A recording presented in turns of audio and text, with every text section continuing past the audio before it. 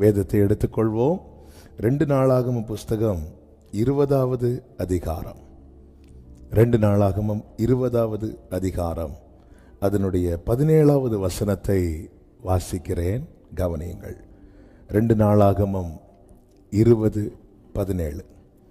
இந்த யுத்தத்தை பண்ணுகிறவர்கள் நீங்கள் அல்ல, யூதா மனுஷரே, எருசலேம் ஜனங்களே, நீங்கள் தரித்து நின்று கர்த்தர் உங்களுக்கு செய்யும் இரட்சிப்பை பாருங்கள்.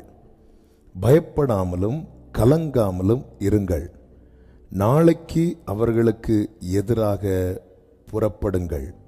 கர்த்தர் உங்களோடே இருக்கிறார் என்றார். ஹல்லேலூயா! கர்த்தருடைய பரிசுத்த நாமத்திற்கு மகிமை உண்டாவதாக. யோசபாத்துக்கு விரோதமாய் சத்துருக்கள் எல்லாரும் கூடி படையெடுத்து வருகிறார்கள். இதை கேள்விப்பட்ட யோசபாத் பயந்து தேவ சமூகத்தில் நிற்கிறான். அப்படி நின்ற யோசபாத் தேவனை நோக்கி என்ன சொல்லுகிறான் என்றால், 12வது வசனத்திலே, எங்கள் தேவனே, அவர்களை நீர் நியாயம் தீர்க்க மாட்டீரோ? எங்களுக்கு விரோதமாக வந்த இந்த ஏராளமான கூட்டத்திற்கு முன்பாக நிற்க எங்களுக்கு பலனில்லை. நாங்கள் செய்ய வேண்டியது இன்னதென்று எங்களுக்கு தெரியவில்லை. ஆகையால் எங்கள் கண்கள் உம்மையே நோக்கி கொண்டிருக்கிறது என்றான். நிற்க எங்களுக்கு பலனில்லை. எந்த சிச்சுவேஷனில் சொல்லுகிறான் என்றால், சத்துரு நெருங்கி வருகிற அந்த நேரத்தில் ஆண்டவர் சமூகத்தில் நின்று சொல்லுகிறான், எனக்கு நிற்க பலனில்லை. நிற்க பலனில்லை என்று அவன் சொல்லும்போது கர்த்தர் யகாசியல் மூலமாய் அவனோடு பேசுகிறார். யுத்தம் கர்த்தருடையது, ஆனால் யோசபாத்தே, நீ நின்றுதான் ஆக வேண்டும். அதுதான் இங்கே சொல்லப்பட்டிருக்கிறது. நீங்கள் தரித்து நின்று கர்த்தர் உங்களுக்கு செய்யும் இரட்சிப்பை பாருங்கள். இந்த நாளில் என்னை கேட்டுக்கொண்டிருக்கிற அன்பு சகோதரா, சகோதரி, கிருபையின் காலத்தில் தான் வாழ்ந்து கொண்டிருக்கிறோம் என்றாலும் கிருபையின் காலத்தின் கடைசி பகுதியில் வாழ்கிறோம் என்பது நாம் அனைவருமே அறிந்தது. கர்த்தர் இந்த பூமியிலே தம்முடைய காரியத்தை, தம்முடைய கிரியைகளை நடப்பிக்க அவரால் தெரிந்தெடுக்கப்பட்ட, பிரித்தெடுக்கப்பட்ட அவருடைய ஜனங்கள் அவருக்காக நிற்க வேண்டியது அவசியமாக இருக்கிறது என்பதை இந்த நாட்களிலே நம்மோடு வலியுறுத்தி கொண்டிருக்கிறார். இந்த நாளிலும் கர்த்தர் அதை தான் நம் மத்தியிலே பேச விரும்புகிறார். நிற்க பலனில்லை என்பது நம்முடைய பலவீனம். நாம் நிற்கவே கூடாது என்பது சத்துருவின் தந்திரம். நாம் தரித்து நிற்க வேண்டியது கர்த்தருடைய தீர்மானம். நீங்கள் நின்று கொண்டு, எகிப்திலிருந்து புறப்பட்ட இஸ்ரவேலருக்கும் சொல்லப்பட்ட வார்த்தை அதுதான். நீங்கள் நின்று கொண்டு, நீங்கள் நின்று கொண்டு, நாம் நிற்க வேண்டியது அவசியமா இருக்கிறது. சங்கீதக்காரன் ஜெபிக்கிறான், கர்த்தாவே, நான் நிலையற்றவன், என் கால்களை ஸ்திரப்படுத்தும், என்னை நிற்க வைங்க ஆண்டவரே. அவர் நம்மை பாவ சேற்றிலிருந்து தூக்கி எடுத்து அவர் நிற்க வைக்கிறார். எப்படி நிற்க வைக்கிறார்? சங்கீதம் 40, 1, 2, 3 வசனங்களை படிக்கும் போது அங்கு சொல்லப்பட்டிருக்கிறது, பயங்கரமான குழியிலும் உளையான சேற்றிலும் இருந்து என்னை தூக்கி எடுத்து கன்மலையின் மேல நிறுத்தி என் அடிகளை உறுதிப்படுத்தி அவரை துதிக்கும் புது பாடலை என் நாவிலே தந்தார் என்று சொல்லப்பட்டிருக்கிறது. நாம் நிற்க வேண்டியது அவசியமா இருக்கிறது. தேவ பிள்ளைகளே, நாம் கர்த்தருடைய சமூகத்திலே எந்த ஒரு பிரதிகூலமான சூழ்நிலையிலும் அவருக்காக நிற்கும்போது கர்த்தர் இறங்கி வந்து யுத்தம் செய்து ஒரு பெரிய இரட்சிப்பை நடப்பிக்க அவர் சித்தம் கொண்டிருக்கிறார். 1 கொரிந்தியர் 10வது அதிகாரம் இஸ்ரவேலருக்கு நடந்த காரியங்கள் எல்லாம் திருஷ்டாந்தமாய் பவுலை கொண்டு ஆவியானவர் எழுதி என்ன சொல்லுவார் என்றால், நிற்கிறேன் என்று எண்ணுகிறவன் அவனும் விழாதிருக்கும்படிக்கு எச்சரிக்கையாயிருக்க கடவன் என்று சொல்வார். தன்னை நிற்கிறவன் என்று எண்ணுகிறவன் அப்படி என்ற ஒரு காரியம் தெளிவாய் தெரிகிறது. நிற்கிறவனை தான் சத்துரு டார்கெட் பண்ணுகிறான். விழுந்தவனை அல்ல, இடறினவனை அல்ல, வழி மாறினவனை அல்ல, பின்வாங்குகிறவனையும் அல்ல, நிற்கிறவனை. இன்று சத்துருவினுடைய போக்கஸ், சத்துருவனுடைய கண் யார் மேல இருக்கிறது தெரியுமா? நிற்கிறவன் மேல. நிற்கிறவன் மேல. நின்னா பிரச்சனைன்னு சொல்லி நம்ம ஒதுங்கினா பிரச்சனை பெருசாகும், பிரச்சனை சால்வ் ஆகாது. ஆனா நாம நிக்க ஆரம்பிச்சிட்டோம்னு வைங்களேன், நாம் நிற்பது மாம்ச புலத்தையோ மாம்ச பலத்தையோ புயத்தையோ நம்பி அல்ல. நமக்கா யுத்தம் செய்கிறவர் கர்த்தர்.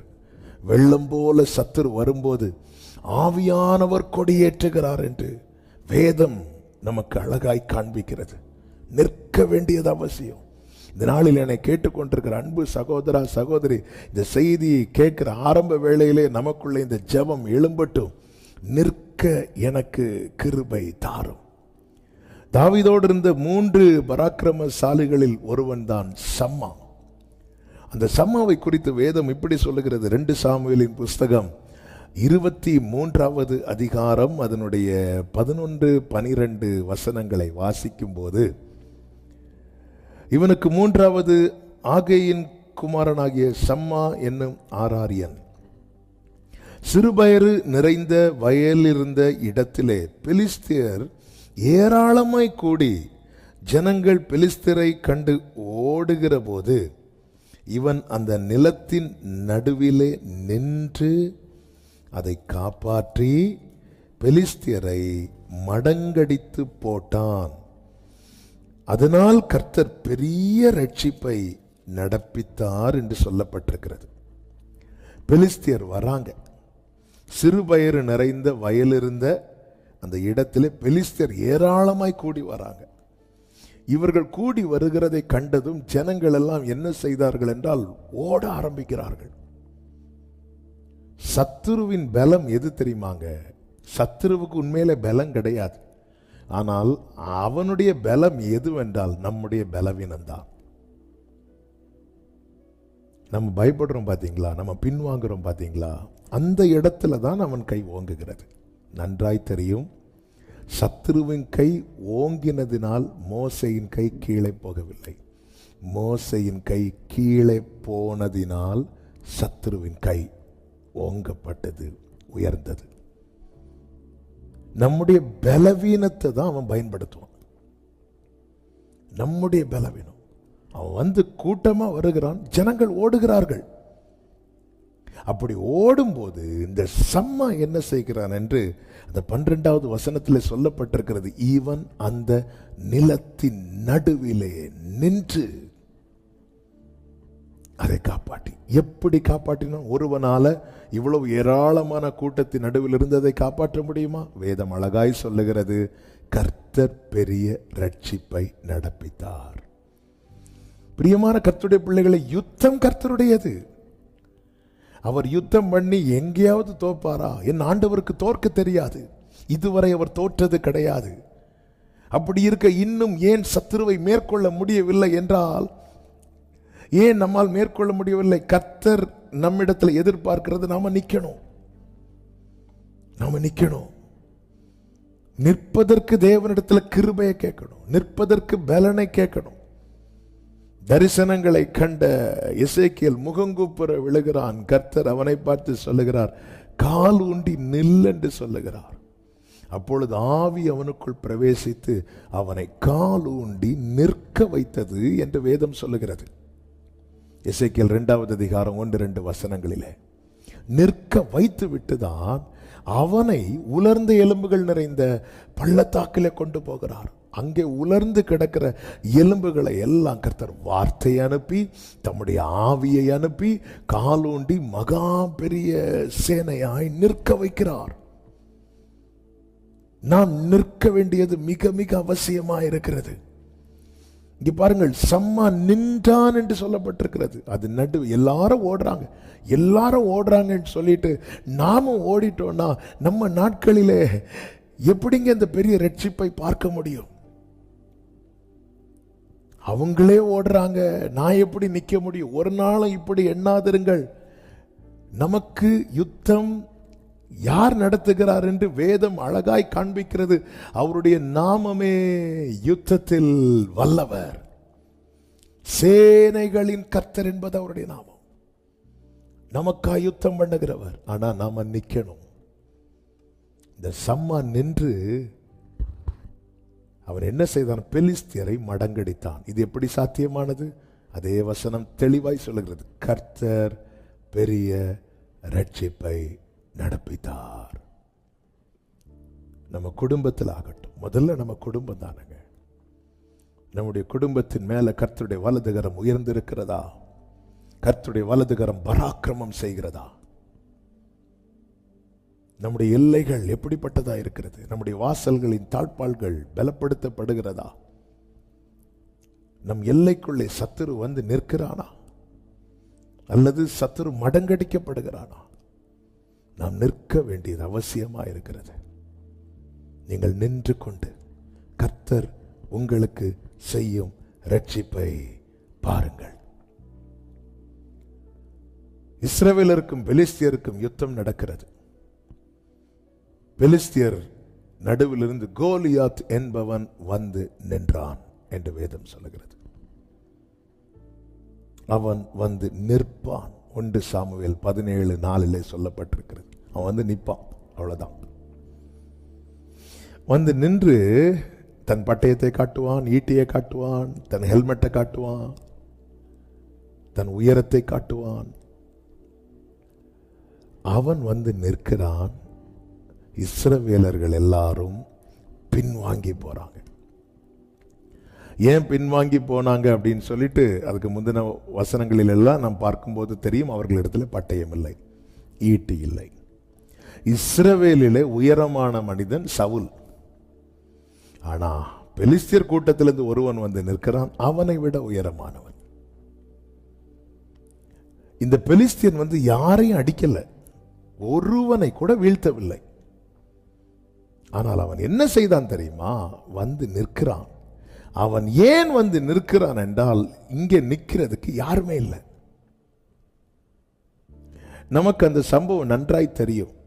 நான் இதிலிருந்து ஒரு சில சத்தியங்களை உங்கள் மத்தியிலே சொல்லி உங்களுக்காய் ஜெபிக்க விரும்புகிறேன். 40 நாள் வந்து நிற்கிறான். ஏன் 40 நாள் வந்து நிற்கிறான்? அந்த 40 நாள் நிற்கிறதுக்கு இந்த சைட்ல இருந்து யாருமே இல்லை. 41வது நாளிலே தாவீது வந்து நிற்கிறான்.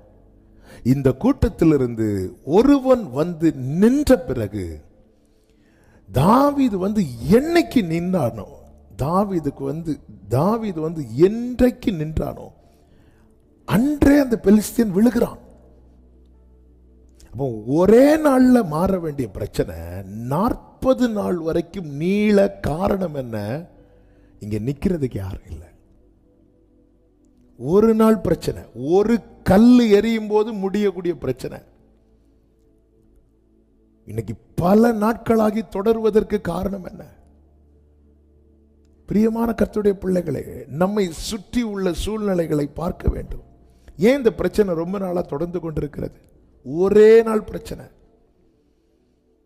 சிவந்த சமுத்திரத்திலே எகிப்தியர் மடியும் போது கர்த்தர் என்ன சொல்லி அவர்களை மடங்கடித்தார் தெரியுமா? இன்று கண்டு எகிப்தியனை இனி என்றுமே காண்பதில்லை.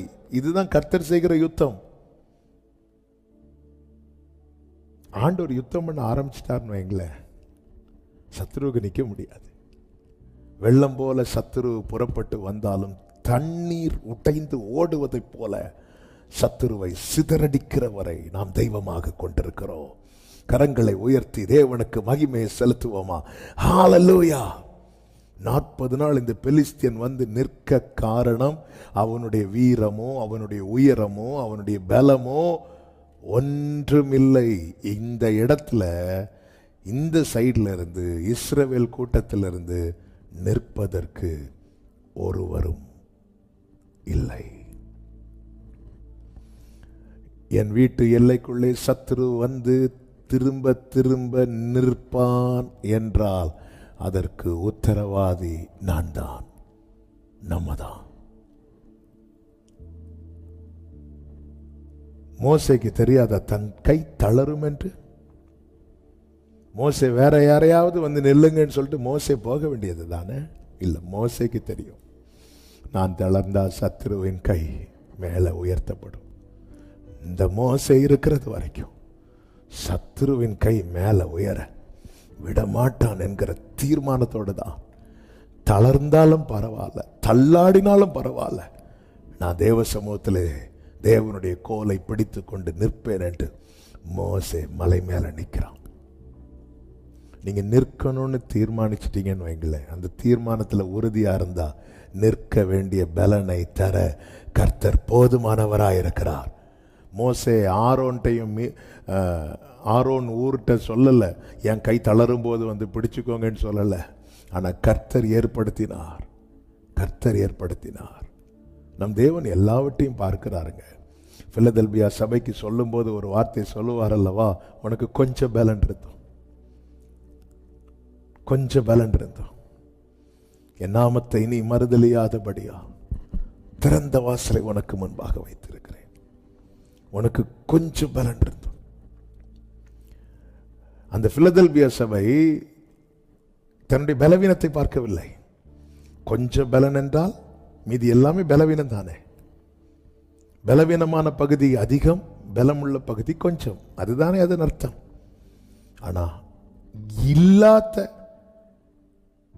பலவீனத்தை, அதாவது இல்லாத பலனை பார்க்காமல் இருக்கிற அந்த கொஞ்ச பலனை பார்த்து அதுல கர்த்தருக்காய் நின்றார்கள். கர்த்தர் என்ன பண்ணார் தெரியுமா? டோரை ஓபன் பண்ணி வச்சுட்டார். அந்த கொஞ்சத்துல நம்ம என்ன செய்கிறோம்?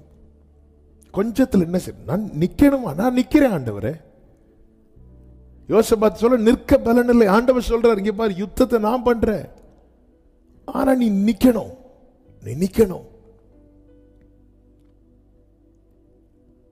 இஸ்ரவேலருக்கு முன்பாக இந்த பெலிஸ்தியன் வந்து நிக்கிறான், சவுலும் வந்து நிக்கல, ஒருவர் கூட வரல.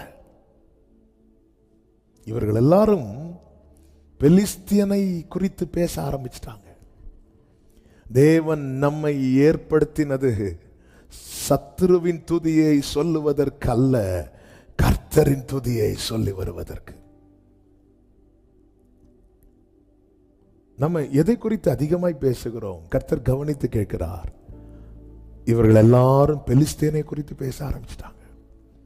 பெலிஸ்தீனை குறித்து அதிகம் பேச ஆரம்பித்து விட்டார்கள். 1-2 நாள் அல்ல, 40 நாள். இந்த சூழ்நிலையில தான் தாவீது அங்கு அனுப்பப்படுகிறான். 40 நாள் யுத்தம் நடந்து கொண்டிருக்கிறது. கர்த்தரால் அபிஷேகம் பண்ணப்பட்ட தாவீது, கர்த்தர் தெரிந்து கொண்ட தாவீது. தகப்பன் ஈசாய் கூப்பிடுகிறான். ஈசாய்க்கு இனி நடக்க போகிறது ஒன்றும் தெரியாது. நன்றாய் புரிந்து கொள்ளுங்கள், நம்மை அழைத்தவருக்கு மட்டும்தான் நம்ம லைஃப்ல அடுத்து என்ன நடக்கும் தெரியும். கர்த்தருடைய வேளை வரும் வரைக்கும், அபிஷேகம் பண்ணப்பட்ட பிறகும் தாவீது ஈசாய்க்கு கீழே அடங்கி இருக்கிறான். ஒரு அபிஷேகம் பண்ணப்பட்டவனுடைய, அபிஷேகத்தை கனப்படுத்துகிறவனுடைய குவாலிட்டி இது. தாவீது மேல வைக்கப்பட்ட அபிஷேகம் என்ன அபிஷேகம் தெரியுமா? ஈசாய்க்கும் ராஜா யாரு தான் இனி வரப்போறா? தாவீது தான் வரப்போறான். ஆனாலும் அந்த வேளை வர வரைக்கும் ஈசாய்க்கு அடங்கி இருக்கிறான். அவனை மீண்டும் ஆடு மேய்க்க தான் விடுறாங்க. அபிஷேகம் வைக்கப்படுறதுக்கு முன்னாடி என்ன செய்ய வச்சாங்களோ, அபிஷேகம் வைக்கப்பட்ட பிறகு திருப்பி அதே தான் செய்ய வைக்கிறாங்க.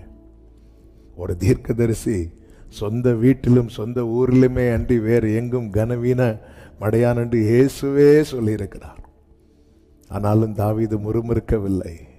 அவன் சங்கீதம் பாடிக்கொண்டுதான் இருக்கிறான். காரணம், அவனுக்கு அவ்வளோ நம்பிக்கை. என்னை அழைத்தவர், என்னை அபிஷேகித்தவர் ஏற்ற காலத்தில் என்னை உயர்த்துவார். அதனால தான் அடிக்கடி சங்கீதங்கள்ல சொல்லுவார், என் ஆத்துமாவே நீ ஏன் கலங்குற, நீ ஏன் தியங்குகிறாய், நீ தேவனை நோக்கி காத்திரு, கர்த்தருக்கு காத்திரு, அவர் உன் இருதயத்தை ஸ்திரப்படுத்துவார். என் ஆத்துமா தேவனை நோக்கி அமர்ந்திருக்கிறது, நான் நம்புகிறது அவராலே ஆகும். தகப்பன் தாவீதை கூப்பிடுகிறார். எதுக்கு கூப்பிட்டா தெரியுமா? போய் யுத்தம் பண்ணிட்டு வான்னு. யுத்த காலத்தில் சகோதரர்கள் நிற்பாங்க. இந்த ஆகாரத்தை எல்லாம் கொண்டு கொடுத்துட்டு விசாரிச்சுட்டு வா. தாவீது பாருங்க, அதனுடைய 20வது வசனத்தில் சொல்லப்பட்டிருக்கிறது. 1 சாமுவேல் 17:20 தாவீது அதிகாலையில் எழுந்து ஆடுகளை காவலாளி வசமாய் விட்டு ஈசாய் தனக்கு கற்பித்தபடியே எடுத்து கொண்டு போய் ரதங்கள் இருக்கிற இடத்தில் வந்தான். சேனைகள் அணிவகுத்து நின்று யுத்தத்திற்கென்று ஆர்ப்பரித்தார்கள் என்று வேதம் சொல்லுகிறது. ஈசாய் தனக்கு கற்பித்தபடியே. நாளைக்கு நான் ராஜாவாக போறேன், என் மேல இருக்கிற அபிஷேகம் எப்படிப்பட்ட அபிஷேகம், எனக்கு கொடுக்கப்பட்ட கிருபை எப்படிப்பட்ட கிருபை, உங்க எல்லாரை விட நான் தான் டாப்ல இருக்க போறேன் அப்படின்னு தாவீது நினைக்கல. வேளை வரும் வரைக்கும் கர்த்தர் யாருக்கு கீழே தாவீதை வைத்திருந்தாரோ அவர்களுக்கு கீழே அடங்கி இருக்கிறான். பிரியமான கர்த்தருடைய பிள்ளைகளே, நம்மை பயன்படுத்துவது யார் தெரியுமா? நம்மை அழைத்தவர், நம்மை அபிஷேகித்தவர்.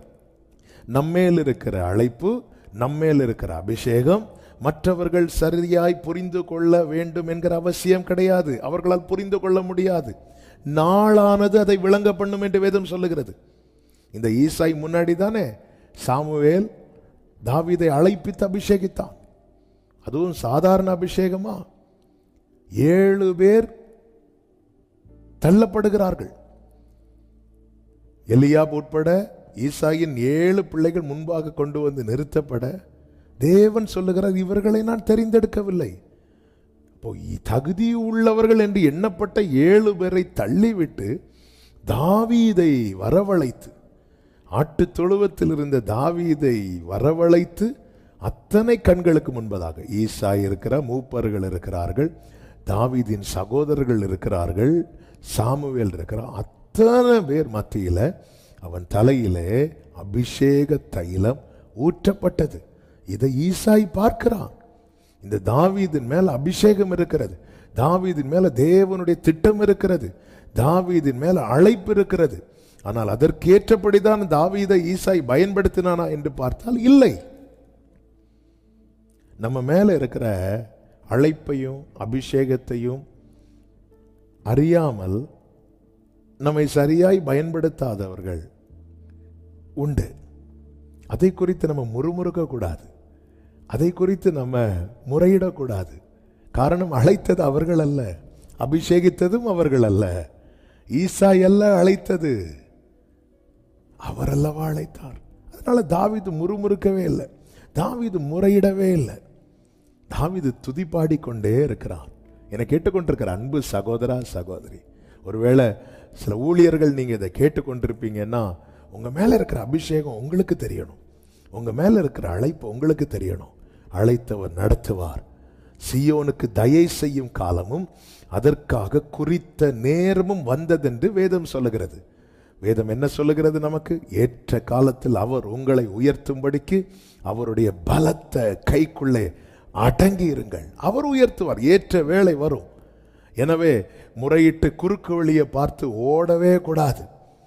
அது என் மேல இப்படி அபிஷேகம் இருக்கு, என் மேல இப்படி அழைப்பு இருக்கு, ஆனா இவங்க எல்லாம் என்ன எப்படி எல்லாமோ யூஸ் பண்றாங்க, அதனால நான் இன்னொரு ட்ராக்கை பார்த்து போறேன். நோ நோ நோ, அவருடைய வேலைக்காய் காத்திரு, அவருடைய வேலை உண்டு. 12 வயசுலேயே இயேசுவின் பிரசங்கத்துக்கு முன்பதாக சபையில் இருக்கிற பெரிய பெரிய பாஸ்டர்ஸுக்கு நிற்க முடியல. ஆனாலும் அவருடைய வேலை வரும் வரைக்கும், அதாவது 30 வயது வரை இயேசு யோசேப்புக்கும் மரியாளுக்கும் கீழ்ப்படிந்திருந்தார் என்று வேதம் நமக்கு காண்பித்து தருகிறது. வேலை வரும். தாவீதுக்கான வேலை வந்தது. ஆனால் ஈசாய் அனுப்பின காரியம் வேற, பரலோக தேவன் போட்ட திட்டம் வேற. இங்கே தாவீது வந்து நிற்கிறான், கோலியாத்தை வீழ்த்துகிறான். இது நமக்கு நன்றாய் தெரியும். தாவீது நிற்க காரணம் என்ன? ஒரு 5 காரணங்களை நான் சொல்லி செபிக்க விரும்புகிறேன். 1, அவன் தேவன் நடத்துதலை உணர்ந்தவன்.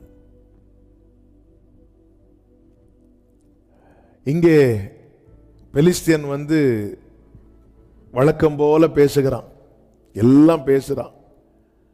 இத யார் கேட்கிறான்னா தாவீது கேட்கிறான். கேட்டு விசாரித்து கொண்டிருக்கும் போது மூத்த சகோதரன் பார்க்கிறான், தாவீதை வந்து திட்டுறான். அதனுடைய 28வது வசனத்தில் சொல்லப்பட்டிருக்கிறது, எலியாப் கேட்டபோது அவன் தாவீதின் மேல் கோபம் கொண்டு, நீ இங்கே வந்தது என்ன? யுத்தத்தை பார்க்கல்லவா வந்தாய்? உன் துணிகரத்தையும் உன் இருதயத்தின் அகங்காரத்தையும் நான் அறிவேன் என்று சொல்லுகிறான். அப்படி சொல்லும்போது தாவீது அதற்கு ஒரு பதில் சொல்லுவார். என்ன பதில் தெரியுமா? 29வது வசனம், நான் இப்பொழுது செய்தது என்ன?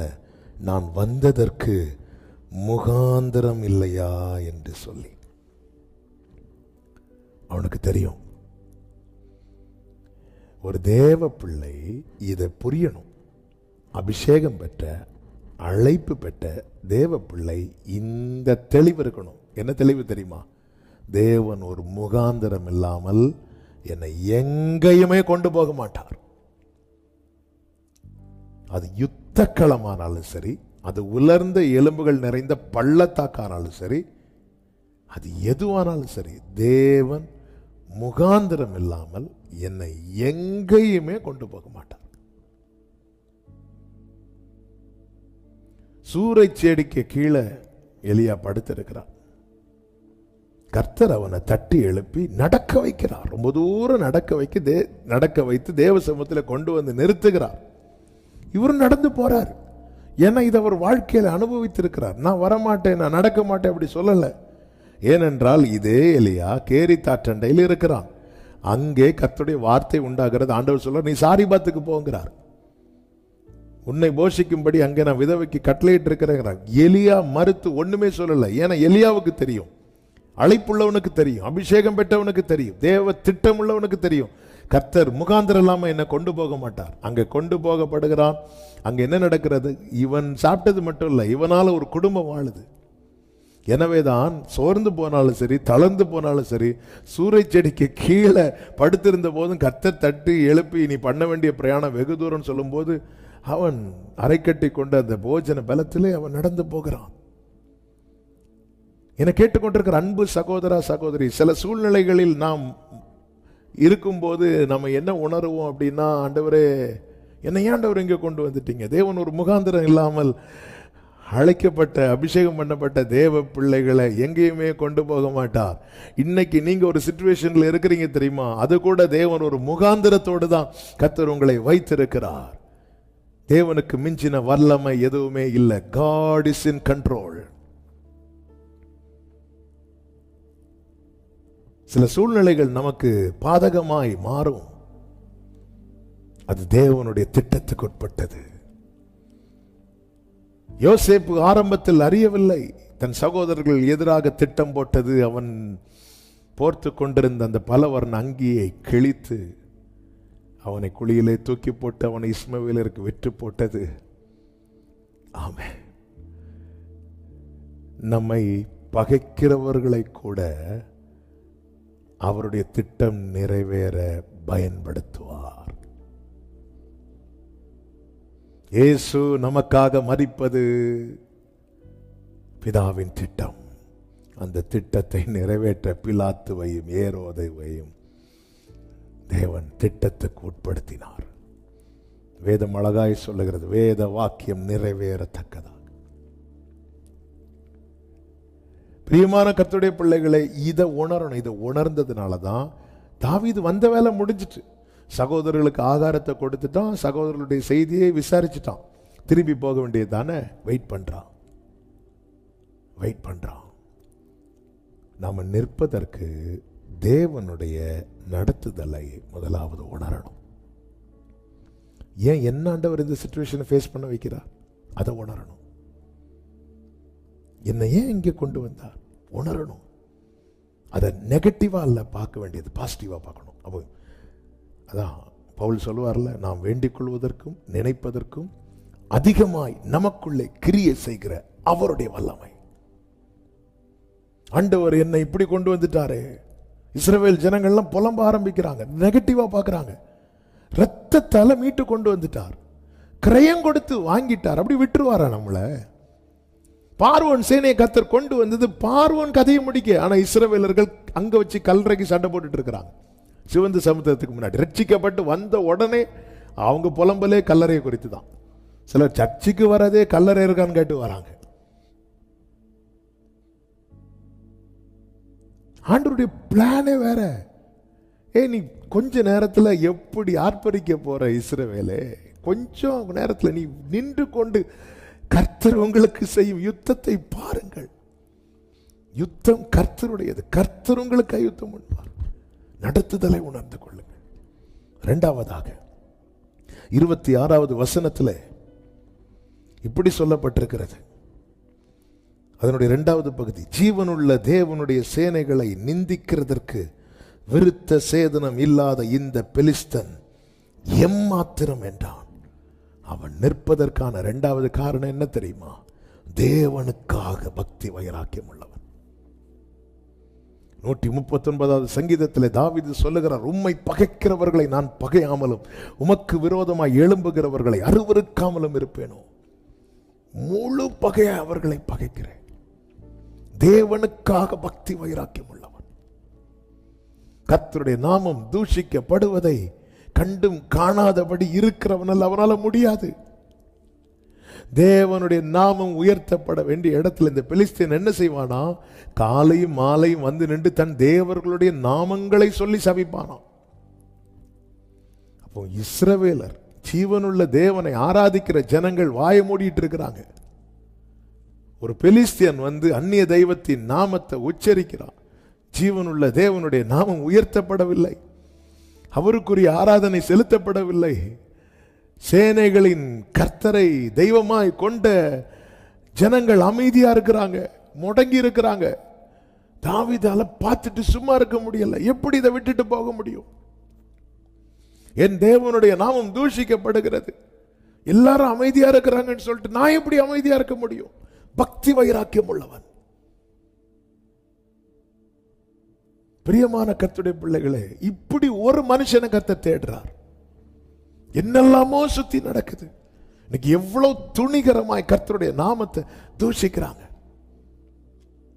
எவ்வளவு துணிகரமா இப்படிதான் சுத்தி நடக்கிறது.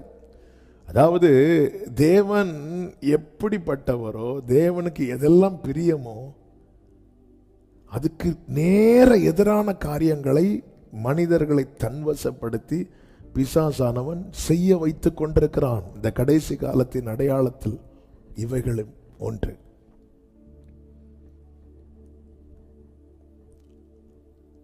அந்நிய தெய்வத்தின் நாமம் உயர்த்தப்படுகிறது காலையும் மாலையும். பெலிஸ்தியன் வந்து நின்று தன் தேவர்களின் நாமத்தை சொல்கிறான். இஸ்ரவேலர்கள்லாம் பார்த்துட்டு பெலிஸ்தியனை புகழ்ந்துட்டு இருக்கிறாங்க. அவன் ஹைட்டை பாரு, அவன் வீட்டை பாரு, அவனை கொன்னா ராஜா இது கொடுப்பார் அது கொடுப்பார். ஒருவனுக்கு கூட என் தேவனுடைய நாமம் தூஷிக்கப்படுதே, என் தேவனுடைய நாமம் உயர்த்தப்படவில்லையே, அவரல்லவா ஜீவனுள்ள தேவன், அவரல்லவா ஆராதனைக்குரியவர், இந்த உணர்வு கொஞ்சம் கூட இல்லாத நிலை. தாவீதால பார்த்துட்டு சும்மா இருக்க முடியாது. தேவனுக்காக பக்தி வைராக்கியம் உள்ளவனாயிருந்தான். மூன்றாவதாக அதனுடைய 32வது வசனத்தை பாருங்கள். சவுலிடத்திலே தாவீது சொல்லுகிறார், இவன் நிமித்தம் ஒருவனுடைய இருதயம் கலங்க வேண்டியதில்லை, உம்முடைய அடியானாகிய நான் போய் இந்த பெலிஸ்தியனுடைய யுத்தம் பண்ணுவேன். நம்பிக்கையில் உறுதியானவன். ஏனென்றால் அவனுக்கு தெரியும் சத்துருவுக்கு ஜெயம் எழுதப்படவில்லை, தேவ பிள்ளைகளுக்கு தான் ஜெயம் எழுதப்பட்டிருக்கிறது. 36வது வசனத்திலே சொல்லுகிறான், அந்த ஒரு விஷயம், சிங்கம் வந்தது, கரடி வந்தது, அந்த சிங்கத்தையும் அந்த கரடியும் உம்முடைய அடியானாகிய நான் கொன்றேன். விருத்த சேதனம் இல்லாத இந்த பெலிஸ்தனும் அவைகளில் ஒன்றை போல இருப்பான். அவன் ஜீவனுள்ள தேவனுடைய சேனைகளை நிந்தித்தானே என்றான். தன்னுடைய பூர்வ நாட்களை நினைக்கிறான், கர்த்தருடைய செயல்களை தியானிக்கிறான், அவருடைய கரத்தின் கிரியை யோசிக்கிறான். 143வது சங்கீதம் 5வது வசனம், பூர்வ நாட்களை நினைக்கிறேன், உமது செய்கைகளை எல்லாம் தியானிக்கிறேன், உமது கரத்தின் கிரியைகளை யோசிக்கிறேன். அவன் நினைக்கிறான், ஒரு விஷயம், சிங்கம் வந்துச்சு என்ன தப்பு வைத்தார், கரடி வந்துச்சு தப்பு வைத்தார், இப்போ பெலிஸ்தியன் வர தப்பு வைப்பான். நம்பிக்கையில் உறுதியா இருக்கிறான். எங்க இன்னைக்கு ஒரு பிரச்சனையை ஃபேஸ் பண்றோங்க. நம்ம இன்னைக்கு தான் பிரச்சனையை ஃபேஸ் பண்றவங்க கிடையாது. பல நாட்களாய் பலவிதமான பிரச்சனையை ஃபேஸ் பண்ணோம். சிங்கம் வந்தபோது சிங்கத்தை மேற்கொள்ள என்ன பலன் தேவையோ அது தந்தார்.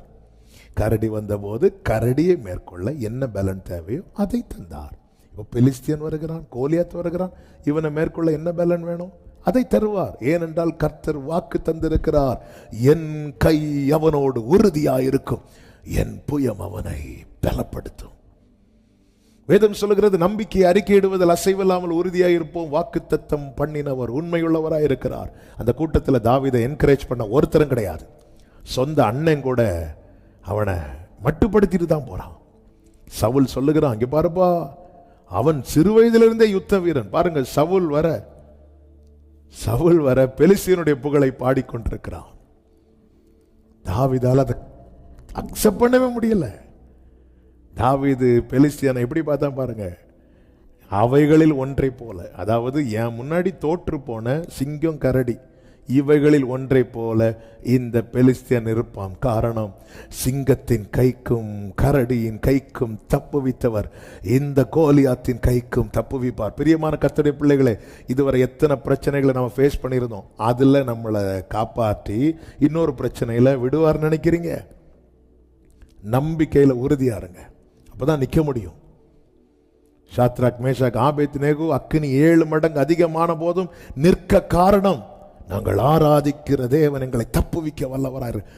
தப்புவியாம போனாலும் நாங்க மாற மாட்டோம், உறுதியா நிற்கிறாங்க. உம்மை நம்பி வெட்கப்பட்டு போகாதிருந்தார்கள் என்று சங்கீதம் 22 சொல்லப்பட்டிருக்கிறது. நம்பிக்கையிலே உறுதியாயிருங்கள். தாவீது உறுதியாயிருந்தான். 4வது, தனக்கு கொடுக்கப்பட்டதை பயன்படுத்துகிறான். அதனுடைய 39-40 வசனங்களை நீங்க படிச்சீங்கன்னா தெரியும். சரி, யுத்தத்துக்கு இவ்வளோ போல்டா நின்னதும் சவுல் என்ன பண்றாருன்னா அக்செப்ட் பண்றார். சரிப்பா, நம்ம சார்பா நீ போ, ஆனா நீ இப்படி போகக்கூடாது, என் வஸ்திரத்தெல்லாம் நீ வச்சுக்கோ, என்னுடைய பட்டயம். சவுல் தன்னுடைய பட்டயத்தை எடுத்து தாவீது அறையிலே கட்டி விடுறான். வேதம் சொல்லுகிறது, தாவீதுக்கு அதில் பழக்கம் இல்லாத இருந்தது. 40வது வசனத்தை பாருங்கள். தன் தடியை கையில் பிடித்து கொண்டு 39 சொல்லுகிறார், இந்த அப்பியாசம் எனக்கு இல்லை என்று சொல்லி அவைகளை களைந்து போட்டு, எவைகளை? சவுலுக்குரியவைகளை களைந்து போட்டு. 40வது வசனம், தன் தடியை கையிலே பிடித்து கொண்டு ஆற்றில் இருக்கிற 5 கூழாங்கல்லுகளை தெரிந்து எடுத்து அவைகளை மேய்ப்பருக்குரிய தன்னுடைய அடப்பையிலே போட்டு, தன் தடி தன் அடப்பை தன் கவனை தன் கையில் பிடித்து கொண்டு இந்த பெலிஸ்தன் அண்டையிலே போனான். இந்த இடத்துல ஒரு வார்த்தையை நான் சொல்ல விரும்புகிறேன். நமக்கு என்ன கிருபையை கொடுத்திருக்கிறாரோ அதை மேன்மையா எண்ணி பயன்படுத்தணும். அழைக்கப்பட்ட ஒவ்வொருவருக்கும் ஒவ்வொரு கிருபை உண்டு. சிலது நமக்கு இங்கிருந்து அவங்கள பார்க்க மேன்மையா இருக்கும், இக்கரைக்கு அக்கறை பச்சை. சவுல் தனக்குரிய ஆயுதத்தை தாவீது கொடுக்கிறார். தாவீதுக்கு அது செட் ஆகல.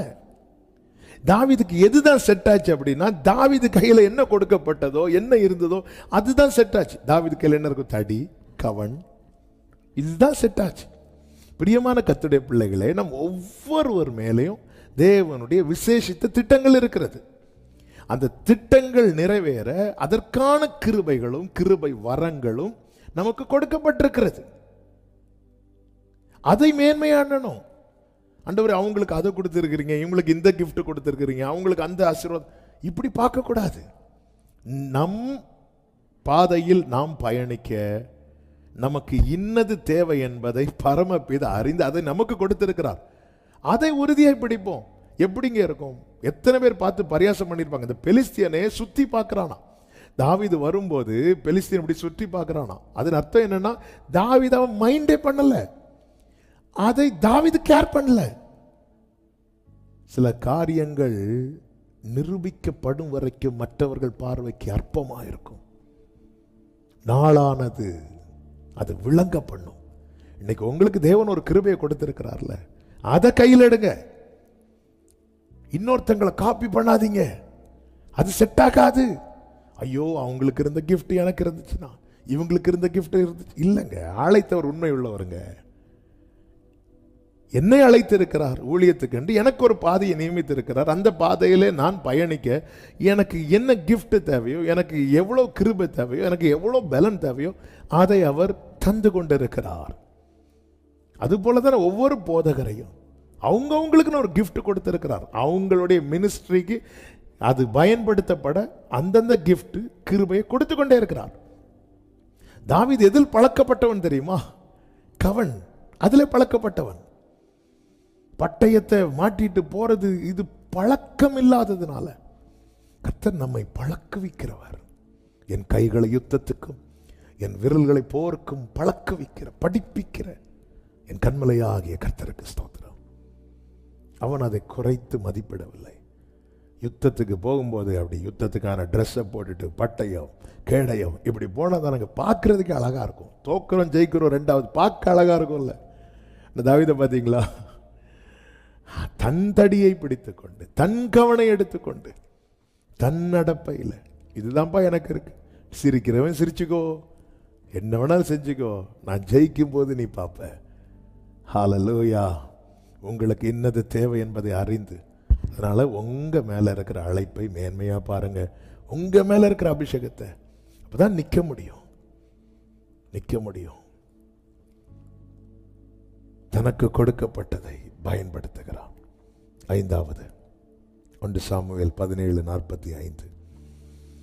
அதற்கு தாவீது பெலிஸ்தியனை நோக்கி, நீ பட்டயத்தோடும் ஈட்டையோடும் கேடகத்தோடும் என்னிடத்தில் வருகிறாய், நானோ நீ நிந்தித்த இஸ்ரவேலுடைய இராணுவங்களின் தேவனாகிய சேனைகளுடைய கர்த்தரின் நாமத்திலே உன்னிடத்தில் வருகிறேன். தாவீது கடைசி வரைக்கும் தன் சுயத்தை எங்கும் சார்ந்திராமல் கர்த்தருடைய நாமத்தை சார்ந்திருக்கிறான். நாம் நம்மை பார்ப்போம் என்றால் நம்மளால் நிற்க முடியாது. அவர் நாமத்தினாலே.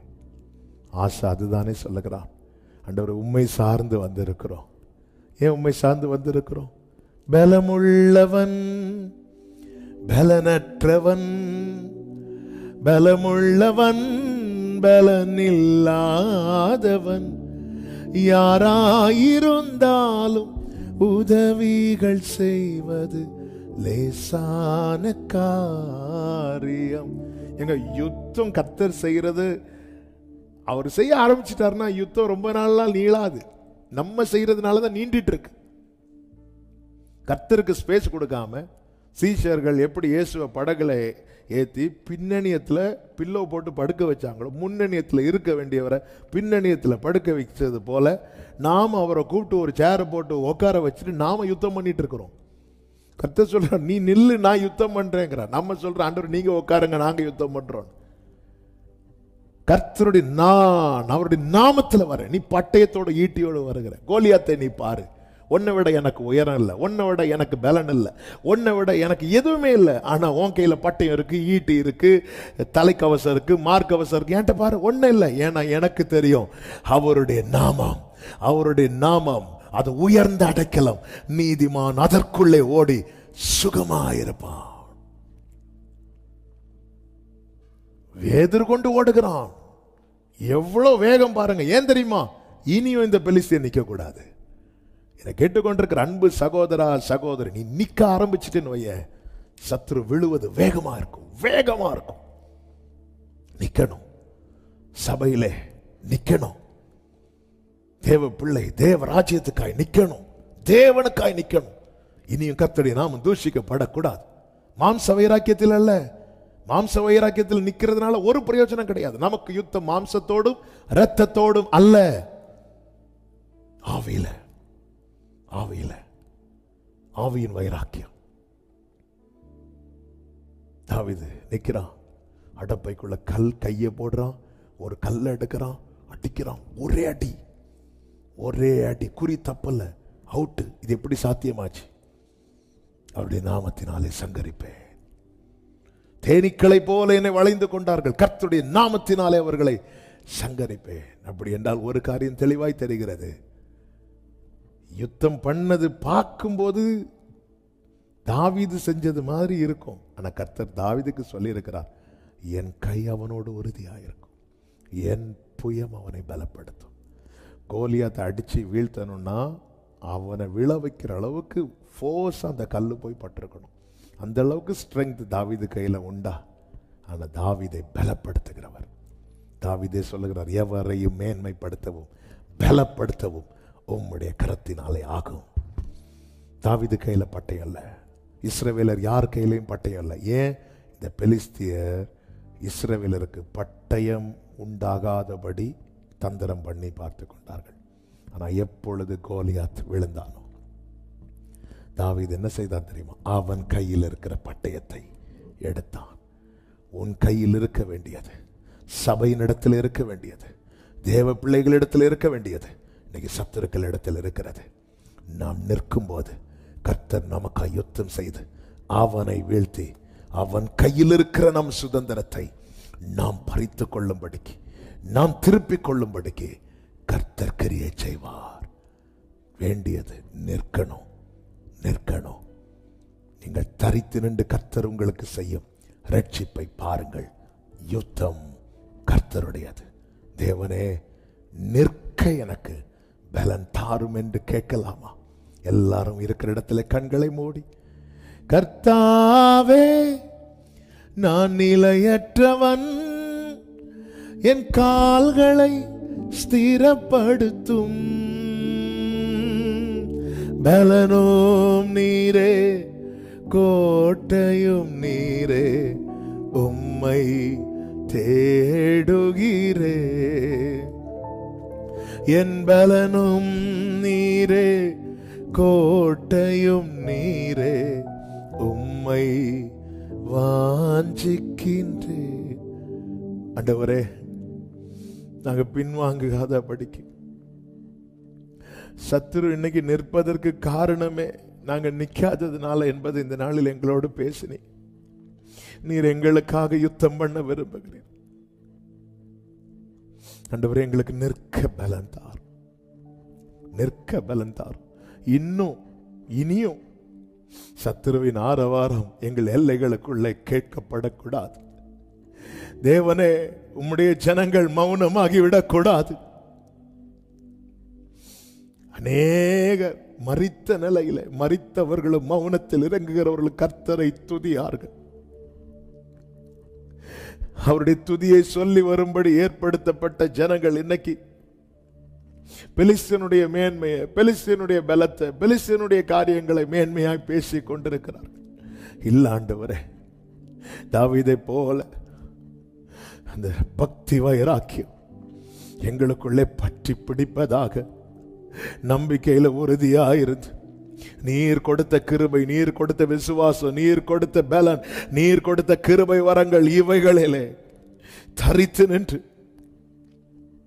உம்முடைய நாமத்தினாலே சத்துருவை சங்கரிக்க மேற்கொள்ள எங்கள் ஒவ்வொருவருக்கும் கிருபை தரும்படி ஜெபிக்கிறோம்.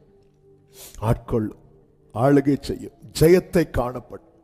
இயேசு கிறிஸ்துவின் நாமத்தில் பிதாவே, ஆமென்.